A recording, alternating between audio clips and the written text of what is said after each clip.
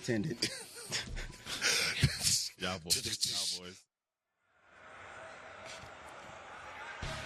You hear Barry Church there talking about the secondary for this Cowboys team getting ready to take on the Vikings. Of course, on a night where the Dirty Dozen being honored, the draft class of 1975. And we have a member of that draft class, Super Bowl champion offensive tackle Pat Donovan, joining us here on Pregame Live. Pat, thanks so much for taking some time. This is a really cool night and love getting the chance to catch up with you. We've already talked to Hollywood Henderson. Should get a Randy White appearance maybe at some point, but tell us about what this night means to you. Well, it's mostly about seeing the guys, I mean, you get a lot of recognition and people that, want to give you an attaboy, a pat on the back, but you just never get to see these guys all in one place. It's been 50 years since we were rookies together. Yeah, I don't believe it either. Yeah, we can sort of check that. Wow. 50 years, but that's what the legacy of that draft class has become for all 12 of those guys. And getting the chance, you made a face there when I said we've already talked to Hollywood. Well, what did that mean? What are we talking about there? Hollywood and I are dear friends, and my wife was saying, well, how do we get on TV? And I said, well, we got to go stand next to Roger. I mean, to Randy. Next to Randy or Hollywood, and only one of them will be on the camera. Well, glad we got you on there. I like that. I'm happy to have it there. A quick question. Did y'all do 2-a-days, 3-a-days as rookies? How many days in the summertime going into training camp? How many days did y'all practice? So when I was a rookie, how many times when a I day? was a rookie, they had 103 rookies, and we were there on July 5th for 3 weeks, and then the vets came in, and we had 2 more weeks. Oh, crap. And every week was 2-a-days for 6 days, and Sunday off. Wow. Yeah. Wow. Did you go through any of that, Barry? No, not even close. The question is, would you? You're too smart. Yeah, true. Had some good representatives in the NFLPA at that point in time. Yeah, thanks. Now, I do have to ask, there are a lot of youth out there that are infatuated with the number that you wear on your chest now. I don't know why. I don't know why either.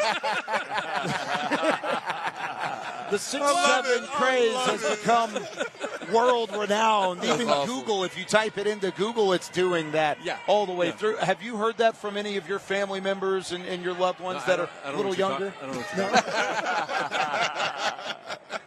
Wow. That's awesome.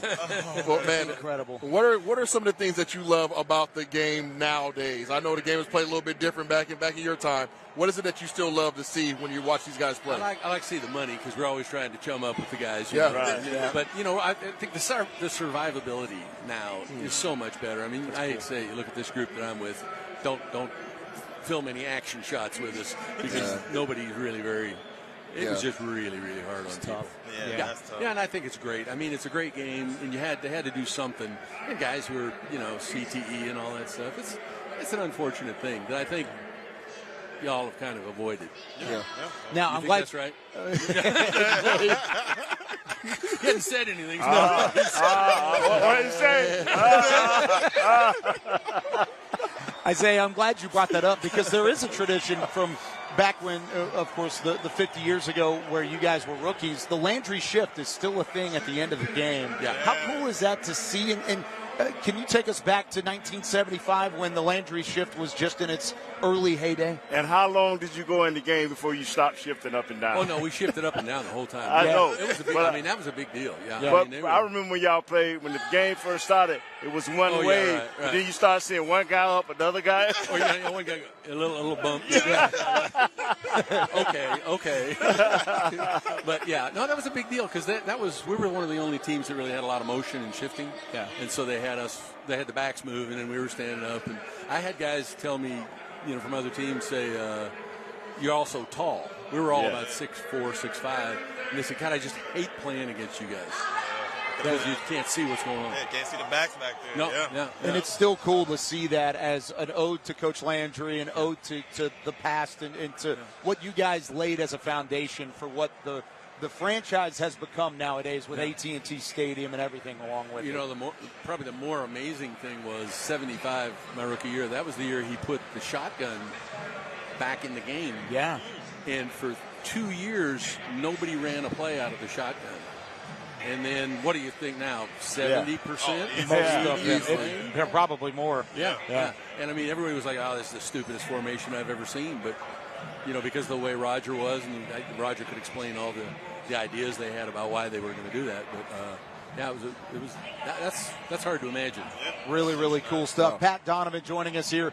Part of the Dirty Dozen celebration here on this Week 15 matchup between the Cowboys and the Vikings. Pat, thank you for stopping by. Thank you for being a good sport and playing along with the 6'7". We had to ask about it. About. Exactly. Had no idea. Thank you, Pat. Appreciate you taking some time. Thank you very much. All right, we've got some other conversations to be had about this Cowboys passing game. How about Dak Prescott and what he's done